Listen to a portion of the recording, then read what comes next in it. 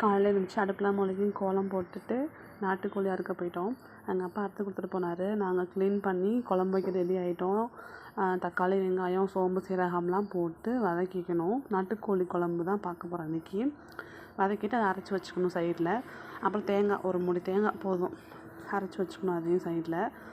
அப்புறம் பக்கத்தில் அடுப்பில் வந்து சட்டியை வச்சு எண்ணெயை ஊற்றி பட்டை, கிராம்பு, ஏலக்காய் எல்லாம் போட்டு வதக்கிட்டு அதில் இஞ்சி பூண்டு பேஸ்ட் அதையும் போட்டு வதக்கிட்டு அதில் கோழியை போட்டு கிண்டணும். எப்போயுமே வந்து தக்காளி வெங்காயம்லாம் போட்டு வதக்குவாங்க இன்னொரு இதுலேயும்.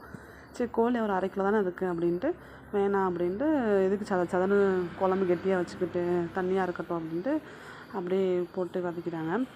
இதுலேயே அந்த மிளகாப்பொடி கடையில் வாங்கின பொடி தான். இல்லைன்னா சில டைம் வந்து இந்த மிளகு, சீரகம், சோம்பு எல்லாத்தையும் போட்டு கொஞ்சம் வறுத்து அரைச்சி போடுவாங்க ஒரு சில டைமு. ஒரு சில கடையில் வாங்கின பொடி தான். அதவே சிம்பிளாக முடிச்சிடணுன்னா அப்படி போட்டு வதக்கிடுவாங்க. இதுலேயே அந்த தக்காளி, வெங்காயம் வதக்கினதெல்லாம் பேஸ்ட்டை ஊற்றி தண்ணி ஊற்றி கொதிக்க வச்சு இந்த டைம் வந்து இப்படி ஒரு சூப் எடுத்து குடித்தோம். எப்போயுமே கறியில் மஞ்சத்தூள், தக்காளி, வெங்காயம், சோம்பு, சீரகம் மட்டும் போட்டு ஒரு விசில்னால் ஒரு தண்ணி எடுத்து குடிப்போம். இந்த டைம் இப்படி தண்ணி எடுத்து குடித்தோம் இதில் சூப்பு. அப்போ தேங்காய் போட்டு கொதிக்க வச்சா நாட்டுக்கோழி